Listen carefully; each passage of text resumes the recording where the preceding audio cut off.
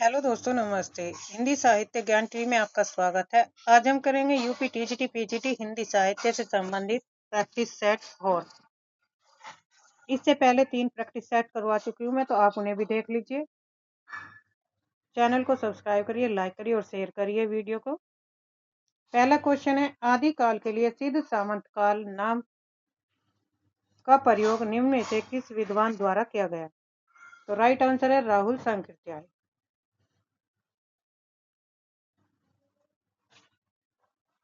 राहुल सांकृत्याय ने आदिकाल की धार्मिक और सामंती प्रवृत्तियों को देखते हुए इसे सिद्ध सामंत काल कहा। शावकाचार ग्रंथ निम्नलिखित में से किसके द्वारा लिखित है? तो राइट आंसर है देवसेन के। देवसेन ने शावकाचार 933 ईस्वी में लिखी थी। प्रकाशनवा सरापा की जो रचना है दोहा कोश है। दोहा कोश पुष्पदंत की है महापुराण। शिव सिंह ठागर की है शिव सिंह सरोज। आचार्य देवसेन की शावकाचार।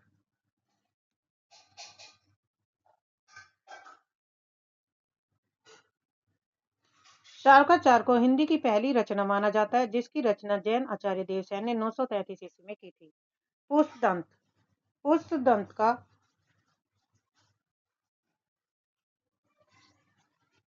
किस शताब्दी के हैं? 5वीं के, 7वीं के, 8वीं के, 10वीं के। तो राइट आंसर होगा 10वीं शताब्दी के। 10वीं शताब्दी। पुष्पदंत अपभ्रंश भाषा के महाकवि है और उनका समय 10वीं शताब्दी माना गया है। उन्हें अपभ्रंश का व्यास भी कहा जाता है। इंपोर्टेंट है, एग्जाम में बार बार पूछा जाता है। परमाल रासो उत्तर प्रदेश में किस रूप में प्रसिद्ध है? बिहार के, कजरी के, आलाखंड के। तो राइट आंसर होगा आलाखंड के रूप में। परमाल रासो के रचयिता कौन है? तो जगनिक है। 13वीं सदी के कवि हैं ये।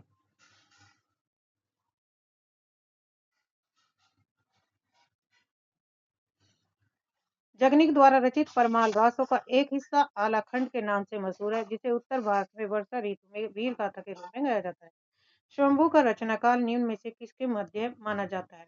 तो राइट आंसर है 700 से 800 ईस्वी के मध्य माना जाता है। शंभू को अपभ्रंश का वाल्मीकि कहा जाता है।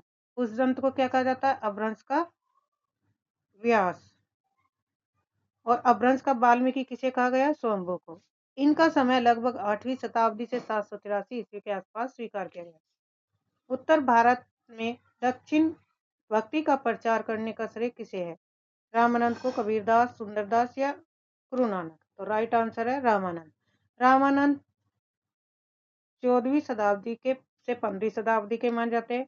कबीर का जन्म 1398 में और मृत्यु इनकी 1915 में हुई थी। सॉरी, 1518 में 1518 में मृत्यु हुई।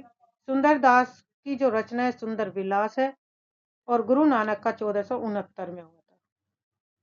सुंदरदास का जन्म 1596 के आसपास है।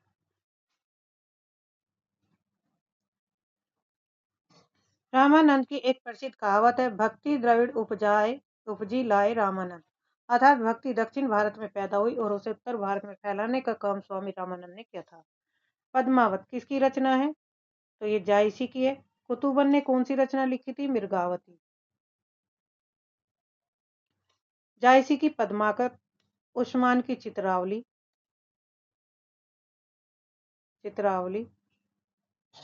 और मंजन की मधुमालती।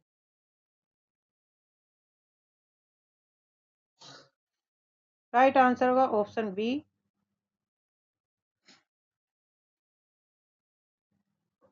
पद्मावत मलिक मोहम्मद जासी द्वारा रचित एक कालजयी महाकाव्य जो अवधी भाषा में लिखा गया। निम्नलिखित में से कौन अष्टचाप का कवि नहीं है? तो अष्टचाप के कवि को नहीं है, सुंदरदास नहीं है। बाकी परमानंद दास, कुंभन दास और कृष्ण दास तीनों के हैं अष्टचाप के कवि हैं। सुंदरदास निर्गुण संत काव्यधारा के कवि थे, जबकि बाकी तीनों अष्टचाप के प्रमुख कवियों में शामिल है। सेवाफल निम्नलिखित में से किसकी रचना है? तो सूरदास की है। सेवाफल सूरदास की लघु रचनाओं में से एक मानी जाती है, जिसमें भक्ति के स्वरूप का वर्णन। हरिदासी या सखी संप्रदाय के प्रवर्तक निम्न में से कौन है? स्वामी हरिदास, स्वामी हित हरिवंश, निम्बार्काचार्य, महाप्रभु चैतन्य। तो राइट आंसर होगा ऑप्शन ए, स्वामी हरिदास। सखी संप्रदाय, जिसे हरिदासी संप्रदाय भी कहते हैं, की स्थापना स्वामी हरिदास ने की।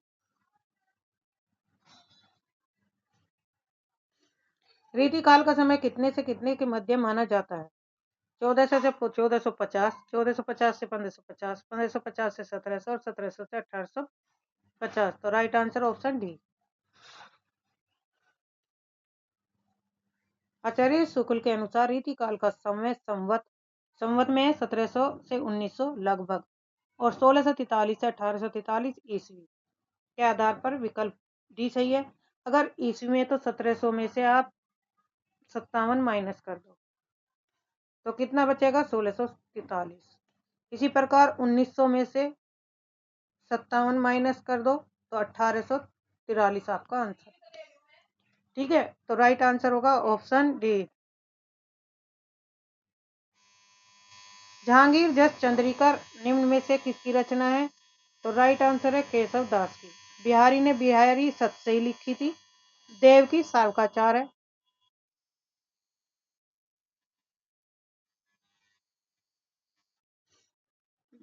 निम्न में से कौन सा रीतिमुक्त धारा का कवि है? तो वो आलम जो है रीतिमुक्त धारा के कवि है। रीतिमुक्त में और कौन कौन है? घनानंद है, आलम, बोधा और ठाकुर। ये रीतिमुक्त कवि के हैं। इन्होंने अपने मन से स्वतंत्र होकर रचनाएं लिखी थी। कोई इन्होंने रूल या नियम नहीं अपनाए थे। 14 का निम्नलिखित में से अकबर का दरबारी कवि कौन था? गंग, बोधा, पद्माकर या ठाकुर। तो राइट आंसर होगा गंग कवि।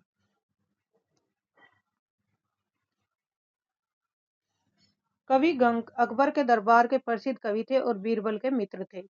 गुरु गोविंद सिंह द्वारा रचित रचनाओं के संग्रह को किस नाम से जाना जाता है? पंचम, गुरु ग्रंथ, दसम, मदनाष्टक। तो राइट आंसर होगा दसम ग्रंथ के।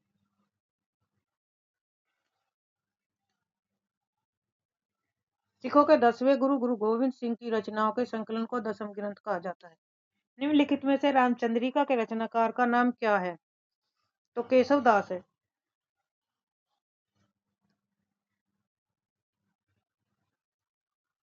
तुलसीदास ने रामचरितमानस लिखी थी अवधी भाषा में। रामचरितमानस, और इसमें 7 कांड थे। भाषा कौन सी थी? अवधी। सूरदास ने सूरसारावली, साहित्य लहरी सूरसारावली। सुंदरदास ने सुंदर विलास। केशवदास की रामचंद्रिका। अभी तो मुकुट बंधा था माथ, हुए कल ही हल्दी के हाथ, बना सिंदूर अनल अंगार। उपरोक्त पंक्तियां निम्न में से किस कवि की है? तो राइट आंसर है सुमित्रानंदन पंत की ये पंक्तियां हैं। ये पंक्तियां सुमित्रानंदन पंत की कविता परिवर्तन से ली गई, जो जीवन की नश्वरता और करुणा को दर्शाती है। रावरे रूप की रीति, अनूप नयो नयो लागत, ज्यो ज्यो निहारिये। उपरोक्त पंक्तियां किस कवि द्वारा रचित है? आलम की है, बोधा की, घनानंद की। तो राइट आंसर होगा घनानंद की।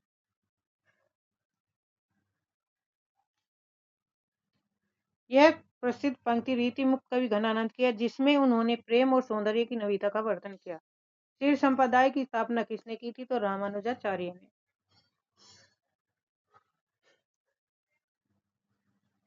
कबीर की वाणी का संग्रह निम्न में से किस नाम से जाना जाता है? तो बीजक।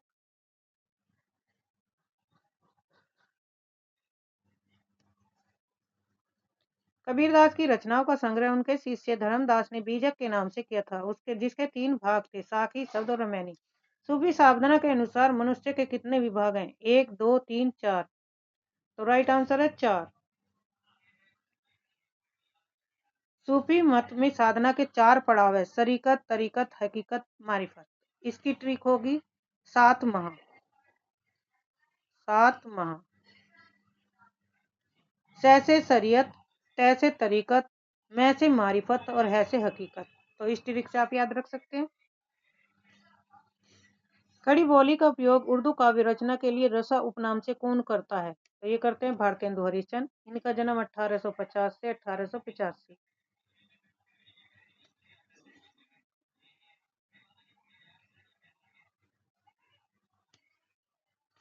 आधुनिक हिंदी साहित्य के पिता में भारतेंदु हरिश्चंद्र उर्दू में कविताएं लिखते समय अपना नाम रसा रखते थे। लल्लू लाल जी द्वारा रचित ग्रंथ निम्न में से कौन सा है? तो है प्रेम सागर। Option C. नाचिकेतोपाख्यान किसने लिखी थी? सदल मिर्स ने। सुख सागर रानी केतकी की कहानी है, ईसा अल्लाह खान की कहानी है। लल्लू लाल जी ने गद्य की 4 प्रमुख स्तंभों से एक थे। प्रेम सागर उनकी सबसे प्रसिद्ध रचना है, जो श्रीमद् भागवत के 10वें स्कंद पर आधारित। हिंदी का पहला समाचार पत्र निम्न में से कौन सा था? तो राइट आंसर है उदंत मार्टन। उदंत मार्टन उगता हुआ सूर्य हिंदी का प्रथम साप्ताहिक पत्र था, जिसका प्रकाशन 30 मई 1826 को कोलकाता से पंडित जुगल किशोर शुक्ल द्वारा शुरू किया गया था।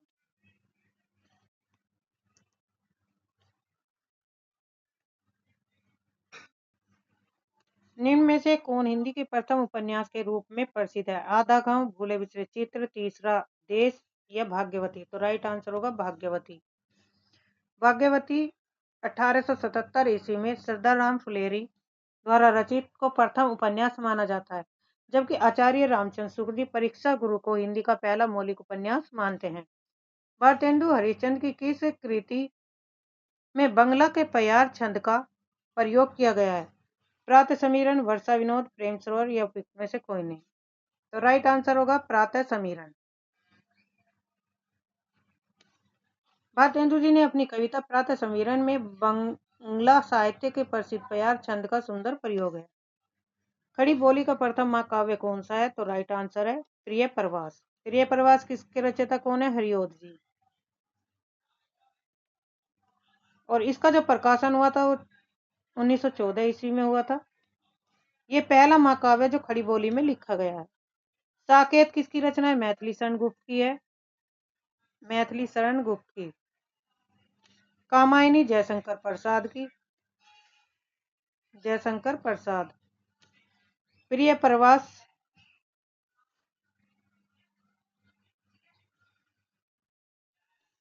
अयोध्या सिंह उपाध्याय हरिओद द्वारा रचित प्रिय प्रवास 1914 खड़ी बोली हिंदी का प्रथम महाकाव्य माना जाता है। कबीर का वाणी का डिटेक्टर किस कवि ने कहा? तो राइट आंसर होगा हजारी प्रसाद द्विवेदी ने।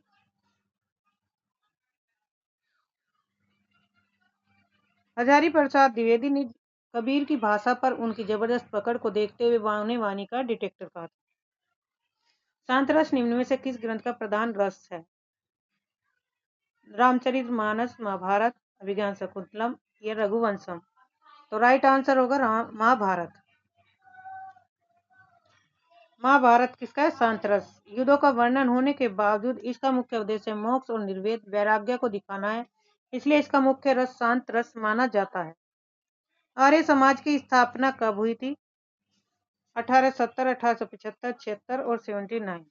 राइट आंसर होगा ऑप्शन बी 1875। स्वामी दयानंद सरस्वती ने 10 अप्रैल 1875 को मुंबई में आर्य समाज की स्थापना की थी। समझदार की मौत निम्नलिखित में से किसका निबंध है? भारतेंदु हरिश्चंद्र, बालकृष्ण भट्ट, प्रताप नारायण या राचरण गोस्वामी? तो राइट आंसर होगा प्रताप नारायण मिश्र। प्रताप नारायण मिश्र भारतेंदु मंडल के प्रभावशाली लेखक थे और व्यंग्यात्मक निबंध उन्हीं की रचना है। सन 1893 ईस्वी में काशी नागरी प्रचारणी सभा की स्थापना हुई। इसके संस्थापकों में कौन नहीं थे? नहीं बताना, यहाँ भी ध्यान रखना है। संस्थापक श्याम सुंदर दास, पंडित राम नारायण मिश्र, शिव कुमार सिंह, महावीर प्रसाद? तो ऑप्शन डी महावीर प्रसाद जी नहीं थे। सभा की स्थापना में बाबू श्याम सुंदर दास, पंडित राम नारायण मिश्र और ठाकुर शिव कुमार सिंह मुख्य थे। द्विवेदी जी बाद में सरस्वती पत्रिका में प्रसिद्ध हुए थे।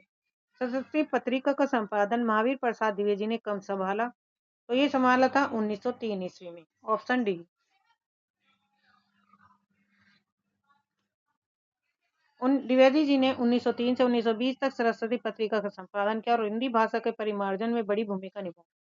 पंडित चंद्र शर्मा गुलेरी द्वारा रचित उसने कहा था कहानी सरस्वती पत्रिका में कब प्रकाशित हुई? तो राइट आंसर है ऑप्शन 1915 में।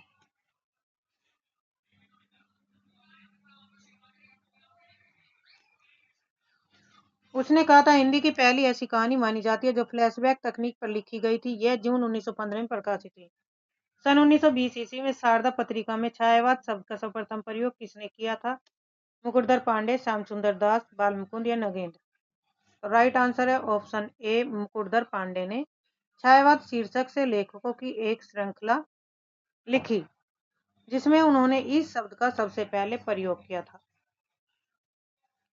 तीरधारा और मुकुल किसकी कविताओं के संग्रह हैं? माखनलाल चतुर्वेदी, रामनरेश त्रिपाठी, सुभद्रा कुमारी चौहान और राधाचरण गोस्वामी। तो राइट आंसर है सुभद्रा कुमारी चौहान। सुभद्रा कुमारी चौहान एक प्रसिद्ध कवि थी जो अपनी झांसी की रानी कविता के लिए जानी जाती है और मुकुल और तीरधारा उनके मुख्य संग्रह हैं। प्रेम पथिक निम्न में से किसकी रचना है? महादेवी की, जयशंकर प्रसाद, निराला की या प्रयोग नहीं? तो राइट आंसर है जयशंकर प्रसाद की। जयशंकर प्रसाद प्रेम पथिक जो छायावाद के प्रवर्तक जयशंकर प्रसाद की महत्वपूर्ण कारकिर्दी है। महादेवी वर्मा की कौन सी रचना है? गुंजन पंत, पल्लव पंत की, साकेत मैथिली सन गुप्त की और यामा है महादेवी वर्मा की। यामा महादेवी वर्मा के कविता संग्रह में निहार, रश्मि, नीरजा, संध्या गीत का संकलन है जिसके लिए उन्हें ज्ञानपीठ पुरस्कार मिला था। इसकी ट्रिक है नीरनी। अगर क्रम से याद करना है तो नीरनी का साया, सांध्या गीत, यामा, सा से सांध्या गीत और या से यामा और नी से निहार, र से रश्मि, नी से नीरजा। ये एक क्रम से है।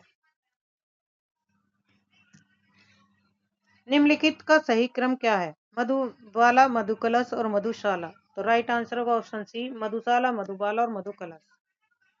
ये किसकी है? हरिवंश राय बच्चन की रचनाएं हैं। हरिवंश राय बच्चन द्वारा लिखी मधुत्रयी का प्रकाशन वर्ष इस प्रकार है: मधुशाला 1935, मधुबाला 1936 और मधुकलश 1937। मूल रूप में से हिंदी में लिखित प्रेमचंद का पहला उपन्यास निम्न में से कौन सा है? तो राइट आंसर होगा कायाकल्प।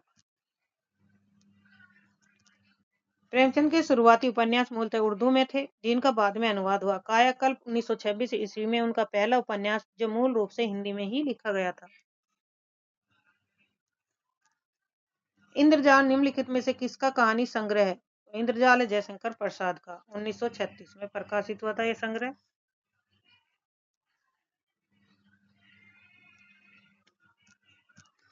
इंद्रजाल जयशंकर प्रसाद का 5वां और अंतिम कहानी संग्रह है जो 1936 में प्रकाशित।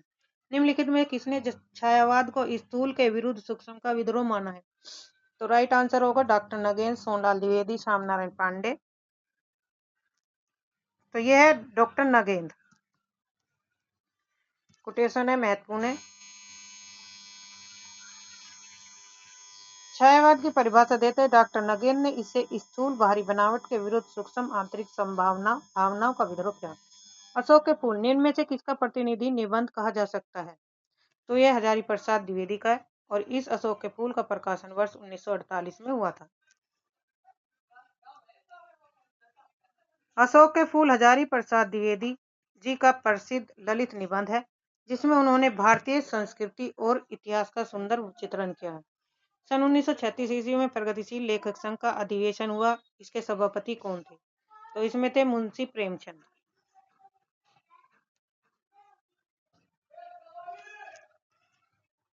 मुंशी प्रेमचंद लखनऊ में हुए प्रगतिशील संघ के प्रथम अधिवेशन की अध्यक्षता मुंशी प्रेमचंद ने की थी। उनका भाषण साहित्य का उद्देश्य बहुत प्रसिद्ध है। प्रथम तार सप्तक जिसका प्रकाशन 1943 ईस्वी में हुआ था में निम्न में से कौन सा कवि नहीं था? तो राइट आंसर होगा शमशेर बहादुर सिंह नहीं थे, ये द्वितीय सप्तक के कवि थे।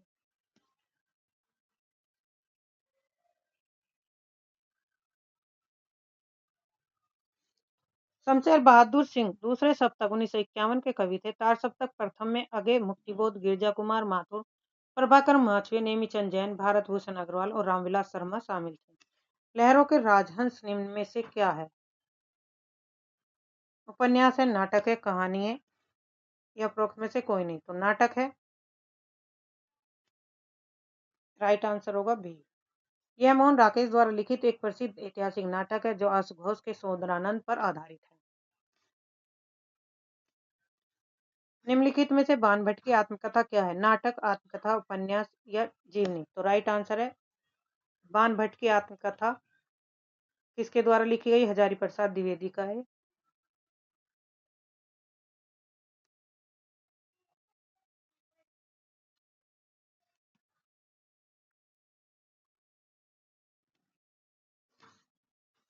नाम में आत्मकथा होने के बावजूद यह आचार्य हजारी प्रसाद द्विवेदी द्वारा रचित एक ऐतिहासिक उपन्यास है। कलम का सिपाही के रचनाकार कौन है? तो राइट आंसर है अमृत राय, ऑप्शन सी। नाट्य शास्त्र में भरत मुनि ने भावों की संख्या कितनी बताई? तो 49। 49 भाव भरत मुनि के अनुसार भावों की कुल संख्या 49 है, जिसमें 8 स्थायी भाव, 33 संचारी भाव और 8 सात्विक। तो टोटल हो गए 49। निम्न में से किसके अनुसार स्थायी भाव की संख्या 9 है? तो अभिनव गुप्त के द्वारा, ऑप्शन बी। भरत मुनि ने 8 रस 8 स्थायी भाव माने थे, लेकिन अभिनव गुप्त ने शांत रस को 9वां रस मानकर स्थायी भाव की संख्या 9 स्वीकार की है। निम्नलिखित में से श्रव्य काव्य के भेद बताइए। एक भेद, दो भेद, तीन भेद? उपयुक्त में से क्या है? तो राइट आंसर होगा तीन भेद। श्रव्य काव्य के मुख्य तीन भेद होते हैं, गद्य, पद और चंपू। गद्य पद मिश्रित है। वक्रोक्ति संप्रदाय के संबंधित निम्नलिखित में से कौन है? तो कुंतक है। वक्रोक्ति संप्रदाय के प्रवर्तक आचार्य कुंतक है। उन्होंने वक्रोक्ति काव्य जीवितम कहकर इसे काव्य की आत्मा माना है। आचार्य मम्मट ने काव्य के कितने भेद माने हैं? तो राइट आंसर है 3 भेद माने हैं।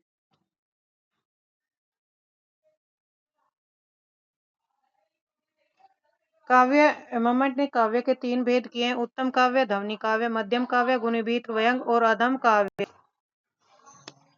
शब्द शक्ति के कितने भेद हैं? तो राइट आंसर है 3, अभिधा, दक्षिणा और व्यंजना। संसार की समस्त भाषाओं का विभाजन कितने परिवारों में किया गया? तो 12,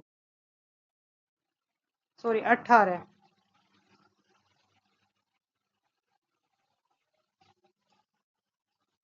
भाषा वैज्ञानिकों ने विश्व की भाषाओं को मुख्य रूप से 18 परिवारों में विभाजित किया, जिसमें भारोपीय परिवार सबसे बड़ा है। निम्नलिखित में से कौन सा पार्श्विक व्यंजन है? तो लय है।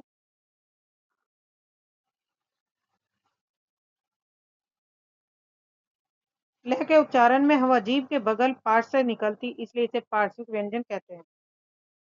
उच्चारण के समय जीभ की स्थिति के अनुसार स्वरों में कितने भेद किए जाते हैं? तो राइट आंसर होगा 3।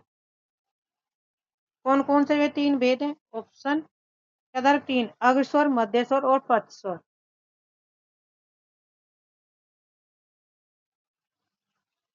उच्चारण उपयोगी अवयव के अनुसार व्यंजनों के कितने भेद हैं? तो 8। उच्चारण स्थान के आधार पर व्यंजन के मुख्य रूप से 8 भेद, जैसे कंठ्य, तालव्य, मूर्धन्य, दंत्य, ओष्ठ्य, नासक्य, कंठ तालव्य, कंठोष्ठ्य माने जाते हैं। पूर्वी हिंदी की बोलियों में निम्नलिखित में से किसका प्रमुख स्थान है? तो अवधि का है, क्योंकि अवधि में क्या है? हिंदी साहित्य इतिहास लिखे गए हैं। पूर्वी हिंदी की 3 बोलियां अवधी, बघेली और छत्तीसगढ़ी, जिनमें अवधी साहित्य और विस्तार की दृष्टि में सबसे प्रमुख। देवनागरी लिपि का प्रयोग कब हुआ? 7वीं से 8वीं शताब्दी।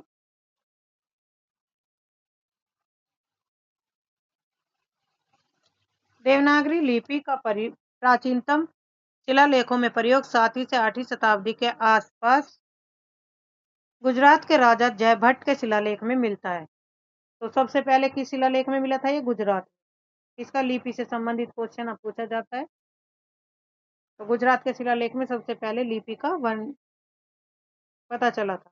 किसने सन 1926 ईस्वी में टाइपों की छटाई करते करते 190 टाइपों का एक फॉन्ट बना लिया, जिसे तिलक फॉन्ट कहते हैं? तो राइट आंसर होगा बाल गंगाधर तिलक, ऑप्शन सी। लोकमान्य बाल गंगाधर तिलक ने देवनागरी लिपि में सुधार के लिए टाइपराइटर और प्रिंटिंग के अनुसार 190 टाइपों का तिलक फॉन्ट तैयार किया था।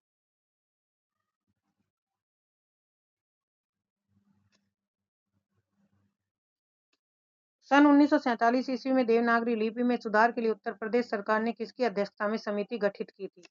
तो ये की थी आचार्य नरेंद्र देव की।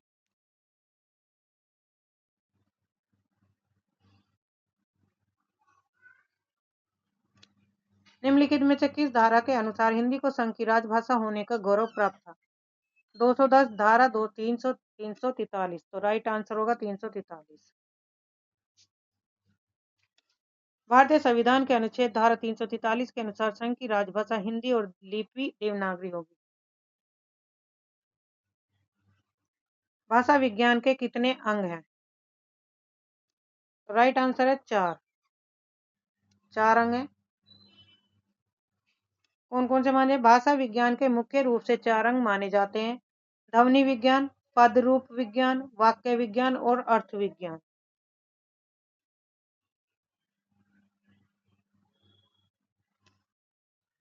ध्वनि किसकी लघुत्तम इकाई है? शब्द की, भाषा की, वाक्य की या अक्षर की? तो राइट आंसर है भाषा की। ध्वनि भाषा की है। भाषा की सबसे छोटी लघुत्तम इकाई ध्वनि है और लिखित इकाई में वर्ण कहलाती है। वर्णमाला में मात्रा का अर्थ है वर्ण की मात्रा है, वर्ण के उच्चारण में लगने वाला समय, ध्वनि का परिमाण और वर्णों का क्रम। वर्ण के उच्चारण में लगने वाला समय। किसी स्वर के उच्चारण में जो समय लगता है उसे ही व्याकरण में मात्रा कहा जाता है। जैसे हर्ष में 1 मात्रा और दीर्घ मात्रा 2 मात्रा। निम्नलिखित में आयोगवाक किसे कहा गया? संयुक्त व्यंजन, विसर्ग, महाप्राण या घोष? तो राइट आंसर है विसर्ग।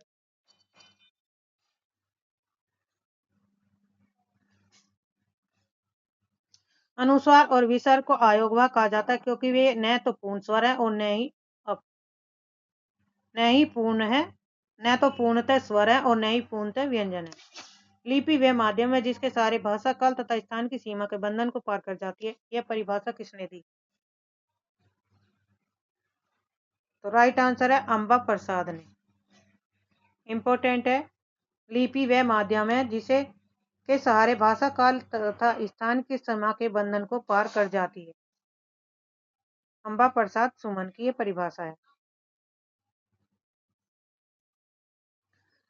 यह प्रसिद्ध परिभाषा डॉक्टर अंबा प्रसाद सुमन की है, जो बताती है कि लिपि के कारण ही हम सदियों पुरानी बातें आज पढ़ पा रहे हैं।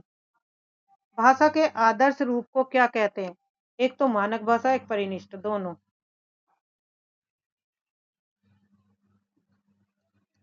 70। निम्नलिखित में से कौन सी मानक भाषा नहीं है? अंग्रेजी, हिंदी, उर्दू या अवधी? तो राइट आंसर होगा अवधी।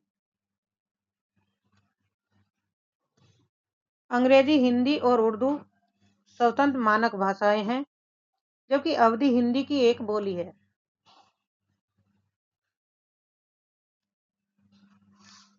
हिंदी शब्द की व्युत्पत्ति निम्न में से किससे? हिंद से, हिंदू से या सिंधु से?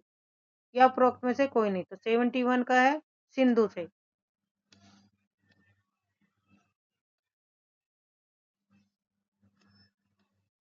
ईरानियों ने सिंधु नदी के आसपास के क्षेत्र को हिंदू और वहां की भाषा को हिंदी कहा। यहाँ स का उच्चारण है होने के कारण सिंधु से हिंद बना। संविधान में हिंदू को कौन सा दर्जा दिया गया है? आर्य भाषा, देसी भाषा, राष्ट्रभाषा, राजभाषा?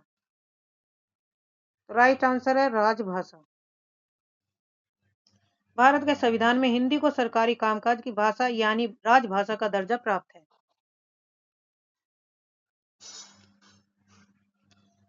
हिंदी निम्न में से किस राज्य की राजभाषा नहीं? उत्तर प्रदेश, मध्य प्रदेश, उत्तरांचल या पंजाब?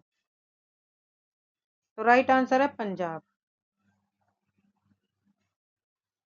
पंजाब की आधिकारिक राजभाषा पंजाबी है। बाकी तीनों राज्यों की मुख्य राजभाषा हिंदी है। गोवा राज्य की सर्वमान्य भाषा कौन सी है? मराठी, अंग्रेजी, कोंकणी या हिंदी?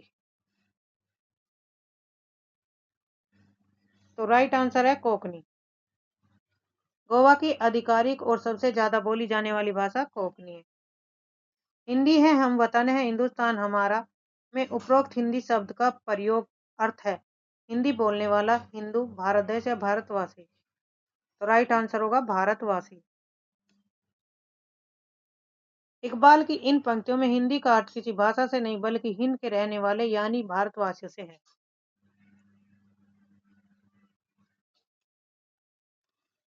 यशोदा हरि पालना झुलावे, हल रावे दुलरावे, जो सोई कछु गावे। उपरोक्त पंक्तियों में कौन सा रस है? अद्भुत, शांत, वात्सल्य या विवश? तो राइट आंसर है वात्सल्य। वात्सल्य का अर्थ है प्रेम, माता पिता का प्रेम, इसने।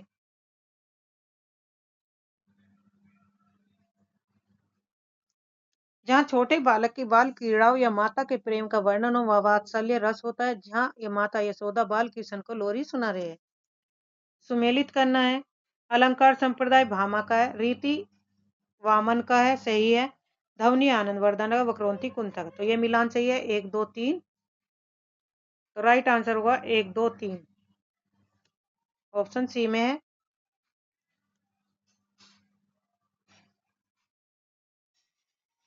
काव्य शास्त्र का सर्वप्रथम संप्रदाय कौन सा है? तो राइट आंसर है रस संप्रदाय। भरत मुनि द्वारा रचित नाट्यशास्त्र से रस संप्रदाय की शुरुआत हुई, जो काव्य शास्त्र का सबसे प्राचीन संप्रदाय माना जाता है। कंकन किंकिन नुपुर धुनि सुनी, कहत लखन सन राम हृदय गुनी। उपरोक्त पंक्तियों में कौन सा गुण है? माधुर्य, ओज, प्रसाद या उपरोक्त में से कोई नहीं? 79 का सही राइट आंसर है ऑप्शन बी, माधुर्य।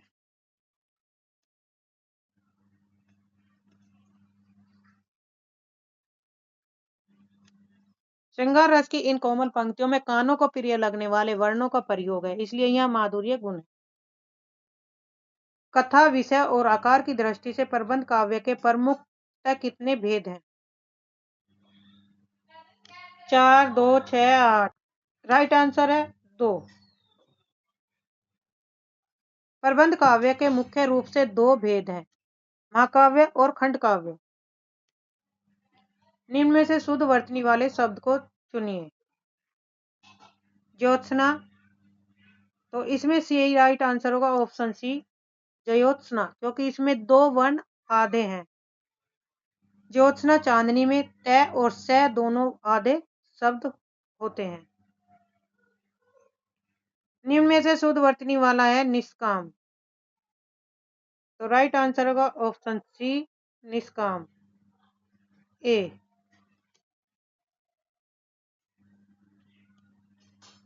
संधि नियमों के अनुसार निष्काम नि प्लस काम यानी कि विसर्ग संधि का उदाहरण है षटकोण वाला आधा स बनता है। निम्न में शुद्ध वर्तनी कौन सी है?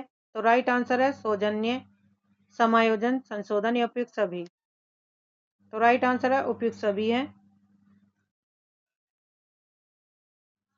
पुस्तक निम्नलिखित में से किसका उदाहरण है? पुल्लिंग का, स्त्रीलिंग, नपुंसकलिंग का। तो राइट आंसर है स्त्रीलिंग।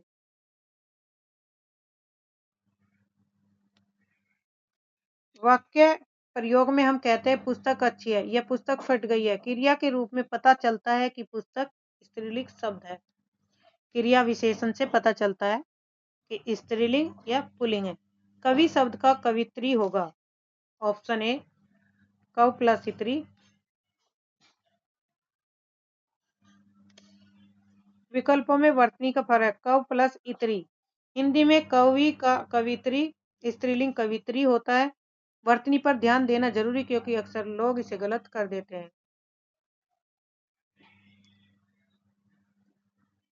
निम्न में से कौन सा सही सुमेलित है? विद्वान विदुषी, महान महती, साधु साध्वी, उपरोक्त सभी। तो उपरोक्त सभी सही है। निम्न में से कौन सी संज्ञा व्यक्तिवाचक है? तो इलाहाबाद।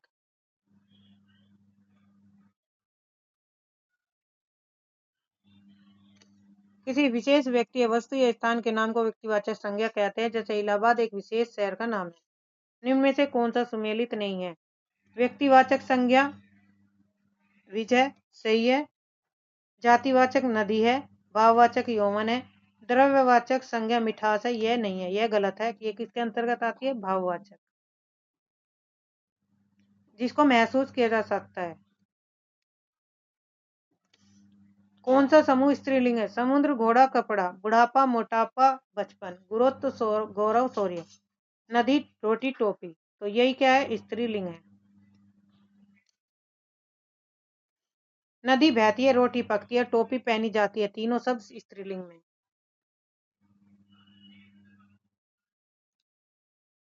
ने विभक्ति का प्रयोग किस कारक के साथ हुआ है किया जाता है? तो कर्ता ने कर्म को, तो कर्ता के साथ किया जाता है। कारक कितने प्रकार के होते हैं? 8।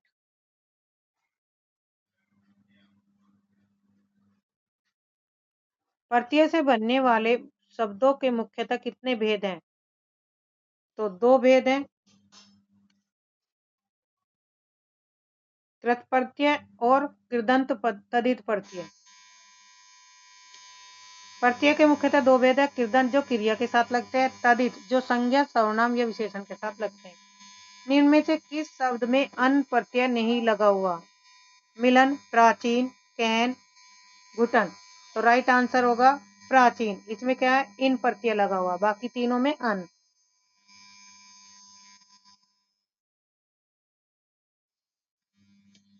मिल प्लस अन, कह प्लस अन, घुट प्लस अन, जबकि प्राचीन में इन प्रत्यय का अभ्यास है। आंख का कौन सा पर्यायवाची शब्द नहीं है? चक्षु, लोचन, विलोचन, तुरंग। तुरंग नहीं है।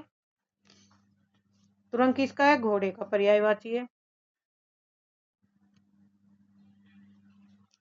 कमल शब्द का निम्न में से कौन सा पर्यायवाची शब्द है? सरोज, पंकज, जलज, उपरोक्त सभी।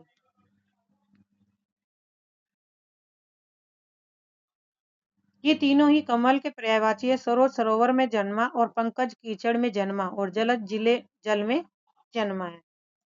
दिग्दर्शन की संधि विच्छेद क्या होगी? दिक प्लस दर्शन, ऑप्शन डी। और व्यंजन संधि का ये उदाहरण है। व्यंजन संधि का उदाहरण जहां क के बाद घोष वर्ण आने पर क अपने ही वर्ग के तीसरे वर्ण ग में बदल जाता है। निम्न में से कौन सा कर्मधारय समास नहीं है? तो नीलकमल, दशानन, सज्जन, महापुरुष। तो राइट आंसर होगा दशानन। दशानन कैसा है? बहुब्रीहि समास। बहुब्रीहि समास।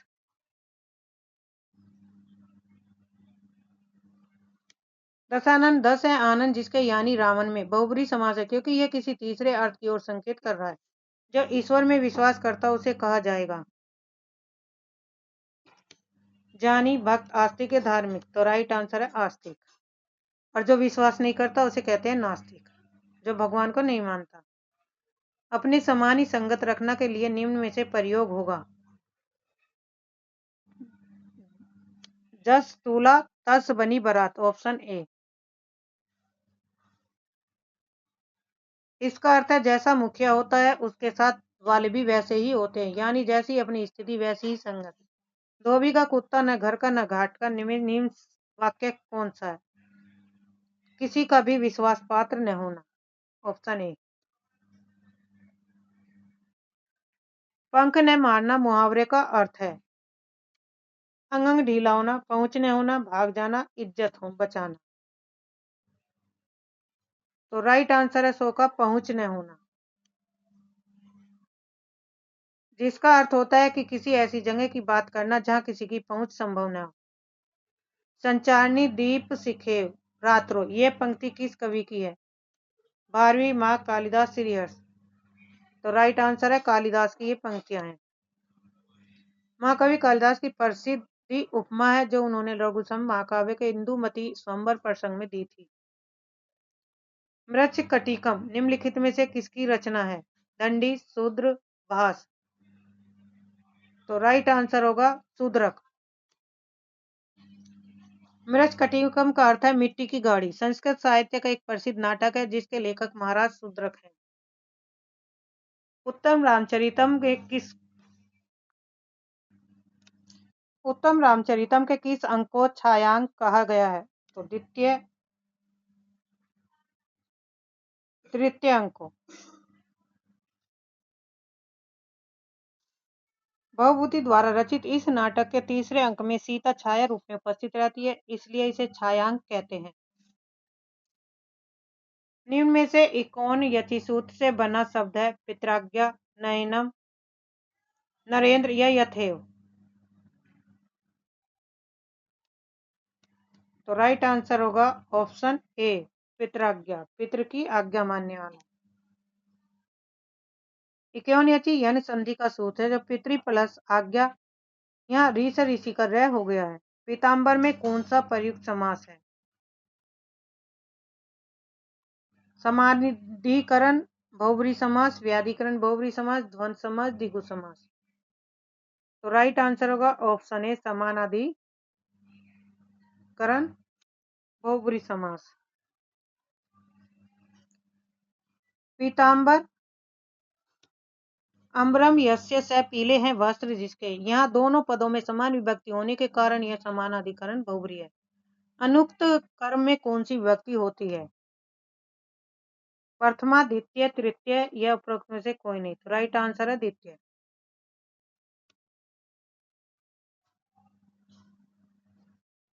संस्कृत व्याकरण के नियम है कत्रुसिप्तम, क्रम और कर्माणी। द्वितीय के अनुसार अनुक्त क्रम में हमेशा द्वितीय विभक्ति लगती है। अब है संस्कृत से संबंधित क्वेश्चन है, 107 से 125 तक रखे हैं। तो किस तरह से क्वेश्चन आते हैं ये भी देखना है। गुरु शब्द की तृतीय विभक्ति का एक वचन रूप क्या होगा? गुरु, गुरुवे, गुरुना, गुरु। तो राइट आंसर होगा गुरुना। तृतीय गुरु के सारे आपको याद रखने हैं, एक वचन बहुवचन के। भू शब्द के लट लकार उत्तम पुरुष का एक वचन रूप क्या होगा? भविष्यति, भविष्यस, अभवत, भविष्यामि। तो राइट आंसर होगा भविष्यामि।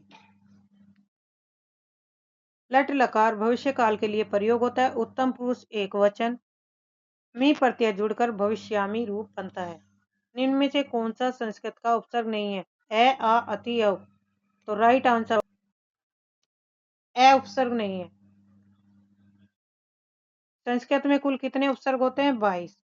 आ, अति और औ उपसर्ग है, लेकिन अकेला ए उपसर्गों की मुख्य सूची में नहीं आता। यह एक अव्यय नज की तरह कार्य करता है। राजन शब्द का सप्तमी विभक्ति में द्विवचन रूप होगा? तो राज्ञो होगा, ऑप्शन बी। राजन राजा शब्द के सप्तमी विभक्ति द्विवचन में रागो या राजनो रूप बनता है। मति शब्द का सप्तमी विभक्ति का बहुवचन रूप क्या होगा? मतिव्य, सॉरी, मति का सप्तमी विभक्ति का है मतीसु, ऑप्शन ए।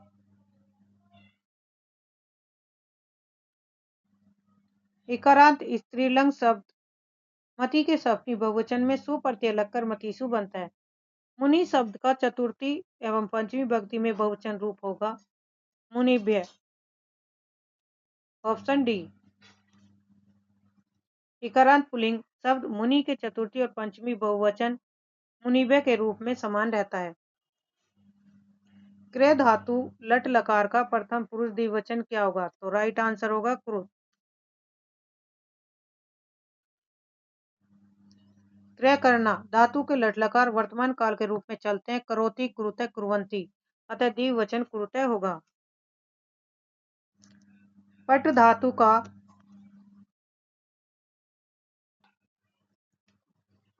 का लोट लकार मध्यम पुरुष का एक वचन रूप होगा पठतु, पठताओ, पठत। तो राइट आंसर होगा पठ। लोट लकार आज्ञार्थक में मध्यम पुरुष एक वचन में पट रूप बनता है, जैसे तुम पढ़ो, तुम पठ। तद शब्द का स्त्रीलिंग सप्तमी एक वचन रूप में होगा तस्ये, तयो, तस्याम, तस्या। 115 का सही राइट आंसर है तस्याम। सर्वनाम शब्द तद वह स्त्रीलिंग रूपों में सप्तमी विभक्ति के एक वचन तस्याम बनता है। तद शब्द का पुल्लिंग सप्तमी विभक्ति में एक वचन रूप क्या होगा? तो राइट आंसर होगा तस्मीन।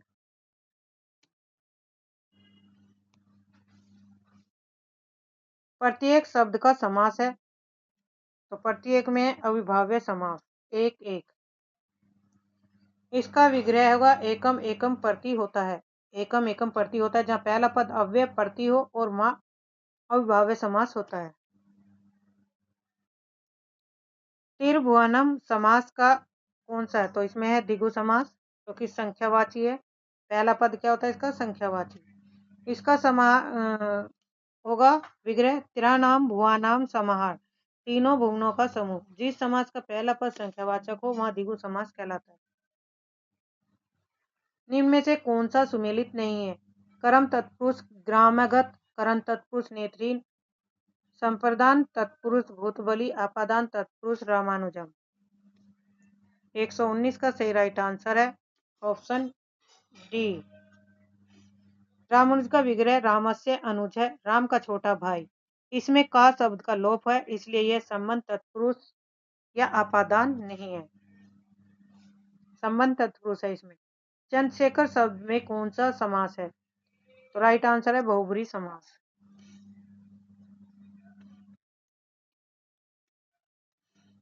विग्रह चंद्रशेखरे यस्य स चंद्रमा, जिसके मस्तक पर अर्थात भगवान शिव, जहां अन्य पद प्रधान हो वह बहुब्रीहि समास होता है। गायक शब्द का सही संधि विच्छेद क्या होगा? गे प्लस अक। Option B.